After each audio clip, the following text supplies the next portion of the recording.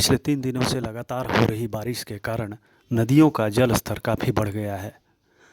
बागबेड़ा क्षेत्र के नया बस्ती सहित अन्य इलाकों में नालों का बहाव तेज है और पानी लोगों के घर में घुस रहा है।